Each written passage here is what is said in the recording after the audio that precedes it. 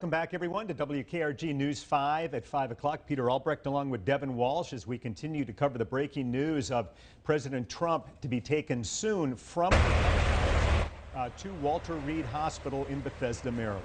You're taking a live look at Walter Reed Medical Center there on your left, and there is Marine One waiting to take the president. He has not walked out of the White House just yet.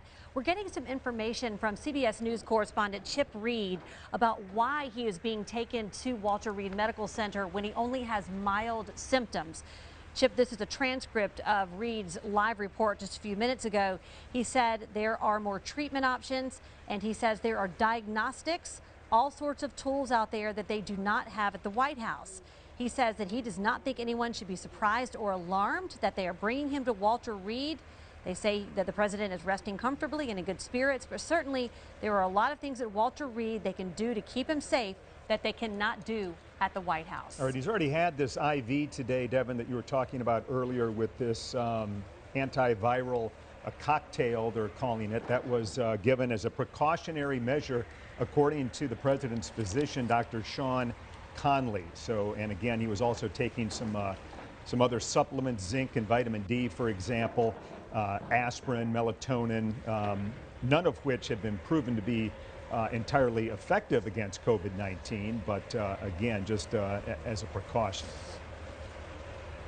Now, we're getting some information too about possibly the debate Tuesday night in Cleveland, where all of the participants and audience members were supposed to have been checked, temperature checked before they were allowed into the auditorium where that debate took place. CBS News is going to be preparing a special report from Washington, D.C. in just a few minutes, so we will be joining that. We just want to give you a heads up that we will be joining CBS News and our team of national correspondents as they try to get the very latest information on President Trump. Again, Marine One there parked outside the White House as it is awaiting the arrival of President Trump to take him on a very short helicopter ride to Walter Reed Medical Center. And Vice President Mike Pence's physician is saying that the Vice President is free to go about his normal activities after testing negative for COVID-19. He has his debate coming up, the vice presidential debate against Kamala Harris next week. So at this point, good news for Mike Pence. Also, House Speaker Nancy Pelosi testing negative today for COVID-19. As we were talking about, a lot of people at Capitol Hill going and getting tested today as well. Right, and there are a lot of calls on Capitol Hill to sort of revise how they do things. The House and the Senate saying perhaps they need to test the congressmen and women and senators before they enter the Capitol building. Perhaps coronavirus testing should be required when they reconvene after the election. Congress does not go back in session until after the November 3rd election, so they have a few weeks to determine the best course of action for when they reconvene sometime later this year. And with Vice President Pence testing negative, his physician says that he is free to go out on the campaign trail and campaign for the ticket while the president is recuperating. And no doubt this news of the president and the first lady being diagnosed with the coronavirus has certainly rocked the Trump campaign. President Trump has a very busy schedule. He is on the move constantly. His advisor saying he doesn't sleep a lot. He had big plans over the next couple of weeks. Of course, his eyes on the presidential debate on October 15th. That really is going to be in question here, whether or not he will be well enough to attend that debate with former Vice President Joe Biden. You know, and you wonder about these events, these campaign events, and how much impact they have on swaying people one way or the other at this point. According to a lot of the polls that are out there, that there are very few undecided voters in this 2020 presidential race versus previous races where you might have a much larger percentage of Americans undecided 1 month before the election. So again, this is another one of these unknown quantities here as we deal with the president's illness as to what impact, if any, him being off the campaign trail for at least 10 days might have on the election. At least 10 days. You wonder if it will be the full 14 days. That's something we will have to check. In fact, we are learning that they are now walking him to the helicopter. You can see the helicopter starting to start up there.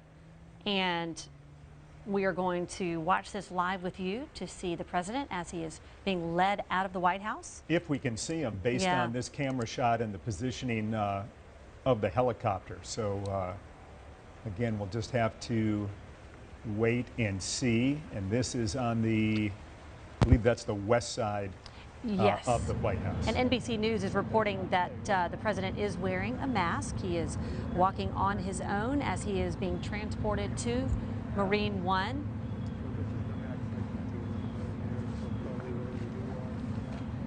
I would stay where you are. We're just hearing some of the reporters there. We're not sure if we're hearing the reporters there at the White House or the reporters in Bethesda, Maryland at the hospital talking in the background there as we are providing these two pictures for you here. And the plan as of right now is for the president to stay at Walter Reed just for a couple of days. As CBS News correspondent Chip Reed said, there are better diagnostic tools there. There are better treatments there. Everything will be at the president's disposal as far as medical treatment. So they are taking him there as precaution should he go downhill. And as we know with many people who have had coronavirus, there's no roadmap for coronavirus. One minute you feel okay, the next minute you don't. And I think that's probably why they're going ahead and his medical advisor is saying take him to the best place possible so that if something happens, he will be there. And again, we've heard nothing about the First Lady being hospitalized at this point. And she is talking about some symptoms today, complaining of a cough and a sore throat as we see Marine One taking off now. So we were unable to see the president entering the helicopter as he entered on the far side, the left side of the helicopter out of the lower floor door there at the White House. So there goes Marine One. Again, this is a very short trip from the White House out to Walter Reed in Bethesda, Maryland. And you realize how close the helicopter can park to the White House. You can get right up to the door, curbside service there for President Donald Trump as Marine One takes off on a very short ride to Bethesda, Maryland. It's not even a very far car ride, but he is off on Marine One to receive the best possible medical treatment to get him back on the campaign trail. Okay, and it was just about 17 hours ago that President Trump tweeted that he had tested positive. If you were up late last night, you heard that news, or if you didn't first thing this morning, I'm sure when you got up, you heard this big news out of Washington that not only the president, but the First Lady as well, and one of his top advisors, Hope Hicks.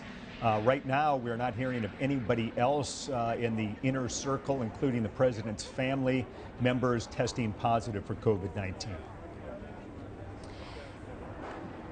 All right, so the president has been treated with an experimental drug, and that is aimed at supplying antibodies to help him fight off the coronavirus. And basically, antibodies are proteins that the body makes when an infection occurs, and they attach to a virus to help it be eliminated. So that is the hope that the antiviral treatment will help rid the president of coronavirus quickly. And he's already received the dose of Regeneron's antibody treatment earlier today. It was an IV. And apparently, according to the White House doctors, he responded well to that infusion. And then they're pumping him full of zinc and vitamin C and some other good vitamins to really boost his immune system. Every possible resource and option is being used at this point to treat the president, who again has complained of some fatigue. And then later this afternoon, we found out a fever as well, but we're not sure what kind of fever the president is running. You can imagine that that can really run the gamut, as we have seen with a lot of the COVID patients, you know, 102 and 103 before you're typically even admitted to the hospital in some cases. Right. Well, we are going to take a short break here. We're going to continue to cover this breaking news of President Donald Trump en route, being flown on Marine One to Walter Reed Medical Center to receive treatment for coronavirus.